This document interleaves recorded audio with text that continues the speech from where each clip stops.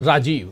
दोस्तों, बीजेपी के चेहरे से आज फिर नकाब उतर गया और खुलकर दिखने लगा कि बीजेपी की सोच कितनी संविधान विरोधी है।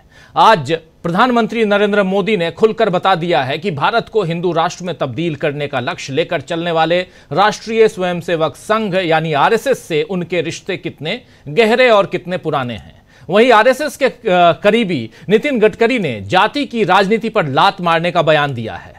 बीजेपी जाति और धर्म में लगी है। उधर बिहार में असली समस्याएं अब लोगों की जिंदगी पर भारी पड़ रही हैं और साथ ही कानून के रखवाले यानी पुलिस वालों पर भी खतरे बढ़ गए हैं। इसी बिहार में आज से नौकरी के सवाल को लेकर कांग्रेस ने अपनी यात्रा का आगाज कर दिया है, जिसके बाद नीतीश सरकार को युवाओं को साथ लेना शायद मुश्किल हो जाएगा। इसके अलावा नीतीश सरकार अब कानून व्यवस्था के मसले पर भी घिर गई है, क्योंकि अब आम लोगों के साथ साथ पुलिस वालों पर भी हमले हो रहे हैं। अररिया और मुंगेर के बाद अब भागलपुर और नवादा में पुलिस पर हमले की घटनाएं सामने आई हैं। इधर महाराष्ट्र में मंत्री माणिकराव कोकाटे को जिला अदालत से मिली हुई सजा पर नासिक सेशन कोर्ट के स्टे से भी नया विवाद खड़ा हो गया है।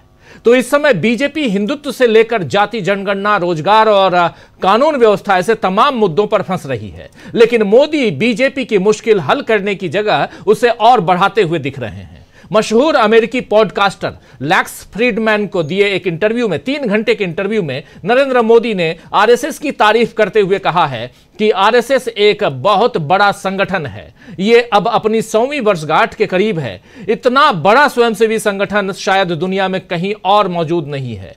करोड़ों लोग इससे जुड़े हुए हैं, लेकिन संघ को समझना इतना सरल नहीं है। इसके कार्य की प्रकृति को सही मायने में समझने के लिए प्रयास करना चाहिए।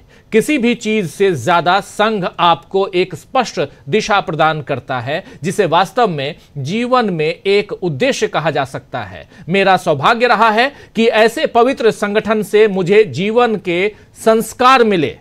ये बात कह रहे हैं प्रधानमंत्री नरेंद्र मोदी कि मेरा संस्कार है कि ऐसे पवित्र संगठन से मैं जुड़ा और मुझे जीवन के संस्कार मिले। आरएसएस के बारे में वही इस चर्चा में उन्होंने वामपंथियों पर यानी लेफ्ट विंग पर निशाना साधते हुए मोदी ने कहा है कि वामपंथी नारा देते हैं दुनिया के श्रमिकों एक हो जाओ, मतलब श्रमिक एकजुट हो जाएं, बाकी हम संभाल लेंगे। वहीं हम कहते हैं श्रमिकों ने दुनिया को एकजुट किया है। मोदी ने कहा है कि यह शब्दों में एक छोटा सा बदलाव लग सकता है, लेकिन यह एक बहुत बड़ा वैचारिक परिवर्तन है। यह कह रहे हैं यहां नरेंद्र मोदी।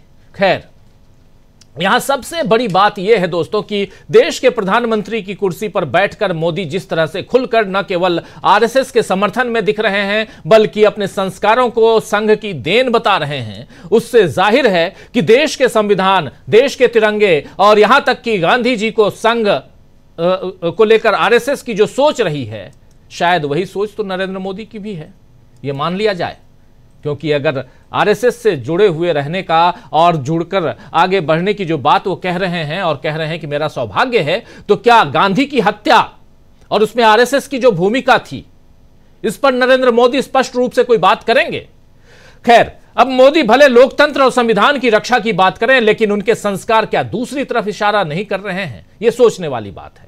इधर आरएसएस से जुड़े एक और बड़े नेता, बीजेपी के नेता नितिन गडकरी, जो उसी आरएसएस के गढ़ में रहते हैं यानी नागपुर में रहते हैं, उन्होंने भी कल एक बयान दिया है, जिसके बाद सियासी हलचल तेज हो गई है। नितिन गडकरी ने आखिर कहा क्या है, पहले उनकी जुबानी सुन लेते हैं, चर्चा आगे बढ़ाएंगे और बताएंगे आपको कि इस पिटारे में और क्या कुछ है। जरा सुनिए नितिन गडकरी को, उनकी जुबानी।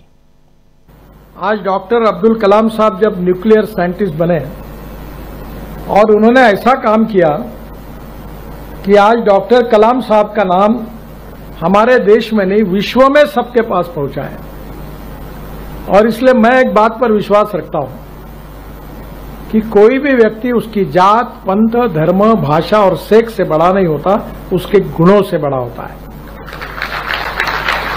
और इसलिए हम जात, पंथ, धर्म, भाषा और सेक्स के आधार पर किसी को डिस्क्रिमिनेट नहीं करें। मैं तो राजनीति में हूं, यहां तो बहुत बातें चलती है, तो मैंने कहा नहीं, जो मैं मेरे हिसाब से चलूंगा, जिसको देना वोट देगा, नहीं देगा वो नहीं देगा। बहुत जाति वाले लोग मुझे मिलने के लिए आते हैं, तो मैंने उनको सबको मिलकर 50,000 लोगों में कह दिया, जो करेगा जात की बात उसको कस के मारूंगा लात। तो मुझे मेरे मित्रों ने कहा कि ये कहकर तुमने बड़ा नुकसान किया है। मतलब जो होगा सो होगा, अगर चुनाव जीतता नहीं तो आदमी मरता थोड़ी है, मंत्री नहीं हुआ तो। पर मैं अपने उसूलों के साथ इस पर कायम रहूंगा और व्यक्तिगत जीवन में उसका आचरण करूंगा। तो सुन रहे थे यहां नितिन गडकरी जाति की बात पर लात मारने की बात कह रहे हैं और कह रहे हैं कि इससे भले मुझे नुकसान हो जाए, चुनाव भले हार जाएं, लेकिन लात मारूंगा जरूर। यह बात कह रहे हैं यहां नितिन गडकरी, जाति की बात जो करेगा उसको मारूंगा कस के लात। आपको बता दूं कि नितिन गडकरी कल नागपुर में एक अल्पसंख्यक संस्थान के दीक्षांत कार्यक्रम में शिरकत करने पहुंचे थे, जहां उन्होंने कहा कि मुस्लिम समाज में 5 ही धंधे सबसे लोकप्रिय हैं: चाय की टपरी, पान ठेला, कबाड़ी की दुकान, ट्रक ड्राइवर और क्लीनर। अगर मुस्लिम समुदाय से ज्यादा इंजीनियर, आईपीएस और आईएएस अधिकारी आएंगे तो सभी प्रगति करेंगे। उन्होंने यह भी कहा कि कोई व्यक्ति अपनी जाति, धर्म, संप्रदाय, भाषा या लिंग से नहीं जाना जाता है, केवल अपने गुणों से जाना जाता है। इसीलिए हम जाति, संप्रदाय, धर्म, भाषा या लिंग के आधार पर किसी के साथ भेदभाव नहीं करेंगे। गडकरी ने तो सिरे से जाति की राजनीति को नकार दिया है, लेकिन सवाल उठने लगे हैं कि क्या यह जाति जनगणना से बचने की बीजेपी की कोई नई रणनीति है? खासकर बिहार में तो यह मुद्दा चुनावों में और जोर पकड़ सकता है। इसके साथ ही अपने पहले तेजस्वी यादव और अब कांग्रेस ने नौकरी की मांग को लेकर युवाओं को साथ लेना शुरू कर दिया है। दोस्तों, चलते हैं बिहार, चूंकि बिहार में चुनाव है और बिहार में जो कुछ चल रहा है उसको लेकर इधर नागपुर से यानी महाराष्ट्र से थोड़ा सा बाहर निकलते हैं बिहार, फिर आएंगे हम महाराष्ट्र। बिहार के युवाओं को न्याय दिलाने के लिए आज कांग्रेस की पलायन रोको नौकरी दो, जी हां, पलायन रोको नौकरी दो यात्रा आज शुरू हुई है। यह यात्रा भितिहरवा गांधी आश्रम से शुरू होकर अलग अलग जिलों से होते हुए पटना पहुंचेगी। कांग्रेस ने इस मसले पर कहा है कि बीजेपी जेडीयू सरकार की नाकामी ने बिहार को बेरोजगारी और पलायन का गढ़ बना दिया है। हालात ऐसे हैं कि आज बिहार के लाखों युवाओं को रोजगार की तलाश में अपना घर छोड़ना पड़ता है। हमारी मांग है कि बिहार में रोजगार सृजन की ठोस नीतियां बने और युवाओं को उनका हक मिले। ये बात कह रही है कांग्रेस पार्टी। उधर अब चलिए महाराष्ट्र चलते हैं। बिहार में जो कांग्रेस कर रही है, इसमें युवाओं को जोड़ने के लिए, युवाओं का पलायन ना हो उसके लिए आज से जो यात्रा निकली है, इस यात्रा को कन्हैया कुमार लीड कर रहे हैं। उधर महाराष्ट्र फिर चलते हैं दोस्तों। महाराष्ट्र में माणिकराव कोकाटे की सजा पर स्टे लगाते हुए, उस सजा पर रोक लगाते हुए नासिक सेशन कोर्ट ने कहा है, बहुत ही दिलचस्प और इंटरेस्टिंग बात कही है कि अगर कोकाटे की 2 साल जेल की सजा को बरकरार रखा जाता है तो उनकी विधायकी रद्द हो जाएगी और फिर से चुनाव कराने होंगे। जरा गौर फरमाइएगा, एक बार और पढ़ देता हूं। Session court, Nashik session court का कहना है कि अगर कोकाटे की 2 साल की जेल की सजा को, माणिकराव कोकाटे, उनकी 2 साल की जेल की सजा को बरकरार रखा जाता है तो उनकी विधायकी रद्द हो जाएगी और फिर से चुनाव कराने होंगे और इससे सरकार का पैसा खर्च होगा। कोर्ट ने यह भी कहा है कि बाद में भी उनकी विधायकी और मंत्री पद की बहाली संभव नहीं है। बाद में भी उनकी विधायकी और मंत्री पद की बहाली संभव नहीं है, यह कोर्ट का कहना है।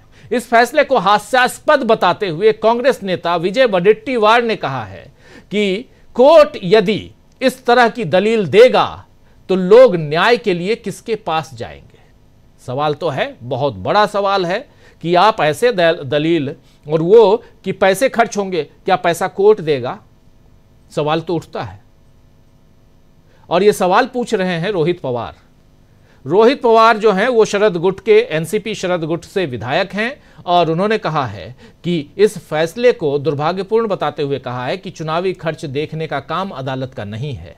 पवार ने यह भी कहा है कि मैं हाई कोर्ट और सुप्रीम कोर्ट से अपील करता हूं कि वे इस मामले का संज्ञान लेने और उचित कार्रवाई करें, संज्ञान लें और उचित कार्रवाई करें, ये कहना है रोहित पवार का। महाराष्ट्र और बिहार दोस्तों, दोनों जगह बीजेपी से सत्ता अब संभालते नहीं बन रही है। और उसकी नाकामियां अलग अलग शक्लों में सामने आ रही है। ऐसे में मोदी और गडकरी के बयानों से क्या बढ़ेंगी बीजेपी की मुश्किलें, आज इसी पर चर्चा करेंगे। नरेंद्र मोदी